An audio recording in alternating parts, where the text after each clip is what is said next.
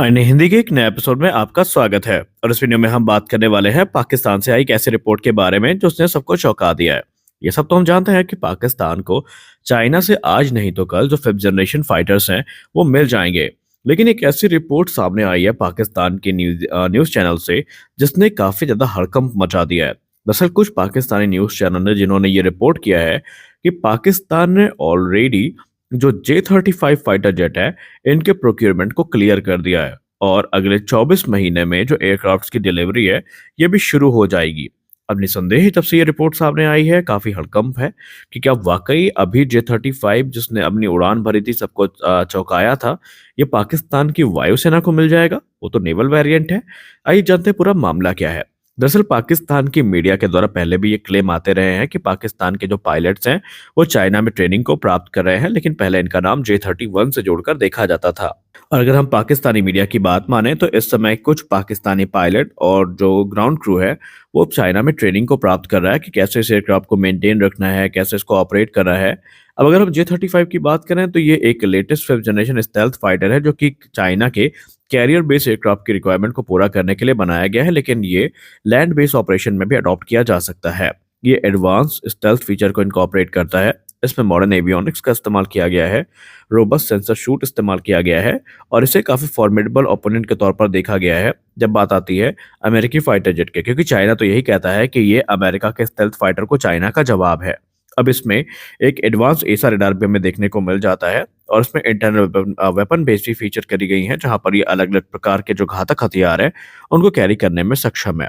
अब अगर हम J-35 की बात करें तो इसको लेकर पाकिस्तानी मीडिया में कहा जा रहा है कि इसके आने के बाद पाकिस्तानी जो वायुसेना है इसकी ताकत कई गुना ज्यादा बढ़ जाएगी और एक एयर सुप्योरिटी भारत के ऊपर ये बना के रख देंगे। और ऐसे में जो डीप स्ट्राइक ऑपरेशन है इंडियन टेरिटरी के अंदर वो इस एयरक्राफ्ट की सहायता से पाकिस्तान कभी भी कर सकता है। उन्हें कोई दिक्कत नहीं आने वाली, क्योंकि उनका ये मानना है कि इस एयरक्राफ्ट को चैलेंज करने के लिए भारत के पास कोई एयरक्राफ्ट मौजूद नहीं है। हालांकि पाकिस्तानी कितने भोले हैं इसका अंदाजा आप इसी से लगा सकते हैं कि वो एक एयरक्राफ्ट को सबसे सुपीरियर मान रहे हैं। उनकी नज़र में एयरक्राफ्ट का जवाब सिर्फ एयरक्राफ्ट ही दे सकता है। शायद उनके डिक्शनरी में जो एयर डिफेंस सिस्टम है उसके लिए कोई जगह नहीं है।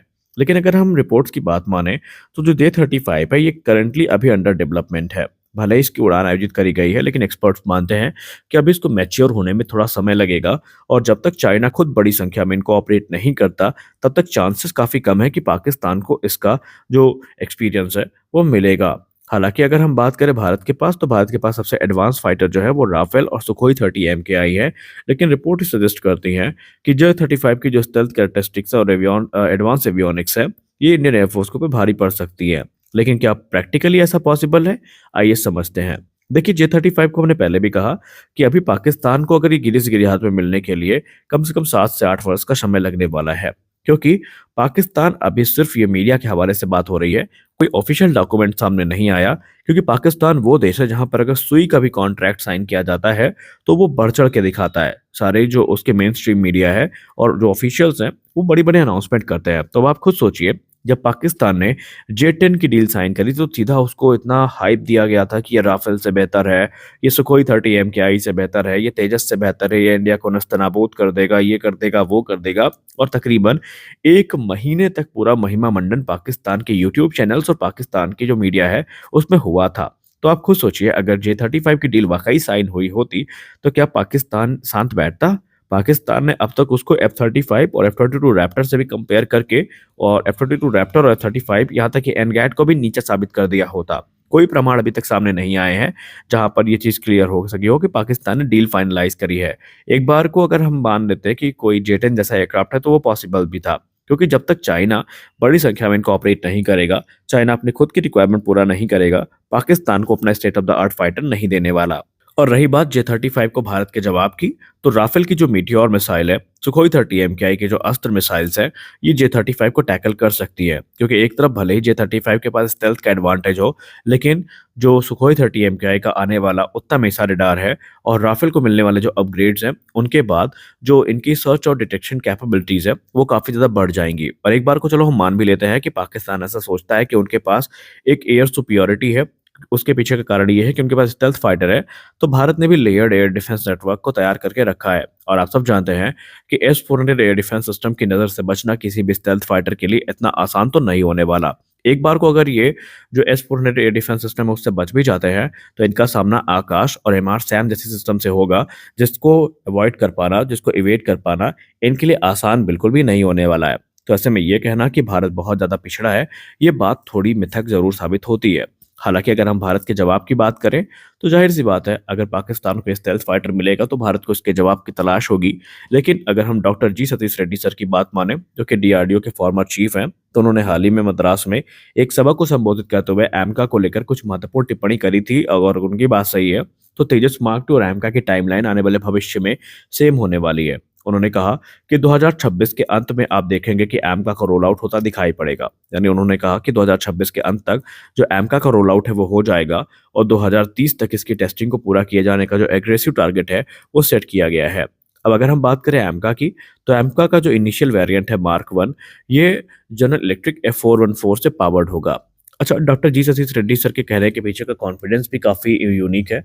उनका कहना है कि हमने ऑलरेडी तेजस प्रोग्राम के लिए जो इंफ्रास्ट्रक्चर है उसमें हेवली इन्वेस्ट करके रखा है। हमारे पास बहुत सारे ऐसे क्रिटिकल इंफ्रास्ट्रक्चर तैयार हैं जो कि एयरक्राफ्ट निर्माण के लिए ज़रूरी होते हैं और हमें उन्हें शुरुआती दौर से बनाना नहीं पड़ेगा। यानी कि जो मौजूदा फैसिलिटीज़ हैं वो हमारे पास उपलब्ध हैं। लेकिन अगर ये चाइना के केस में बात की जाए और पाकिस्तान के केस में बात की जाए, तो पाकिस्तान के केस में ये चीज़ें इतनी अच्छी नहीं होने वाली हैं। एमका की जहाँ तक बात रही, तो एमका को लेकर सर की रिपोर्ट में कहा गया है कि बहुत सारी क्रिटिकल जो चीज़ें हैं ये विकसित की जा चुकी हैं। एमका की जो फाइनल कॉन्फ़िगरेशन है ये तैयार है और ऑलरेडी इसके लिए जो फंड्स हैं ये इश्यू किए जा चुके हैं। हाँ, आगे चल के इसमें एडिशनल फंड्स की ज़रूरत पड़ सकती है, लेकिन अगर हम मौजूदा स्पीड की बात करें, तो ये स्पीड काफ़ी ज़्यादा इम्प्रेसिव नज़र आती है।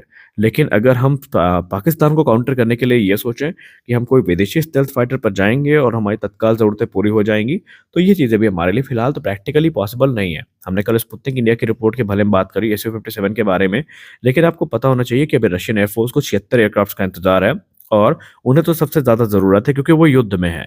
और एक्सपर्ट्स मानते हैं कि जब तक खुद रशिया की रिक्वायरमेंट पूरी नहीं होती, आप ये एक्सपेक्ट नहीं कर सकते कि आपको डील फाइनलाइज़ होने के तुरंत बाद जो एयरक्राफ्ट है, वो मिलने शुरू हो जाएँगे। यानी भारत अब अगर कोई भी एयरक्राफ्ट की डील को फाइनलाइज़ करता है, पाकिस्तान को ध्यान में रख के या चाइना को ध्यान में रख के, तो भारत को तकरीबन 5 से 6 वर्षों का इंतज़ार करना पड़ सकता है।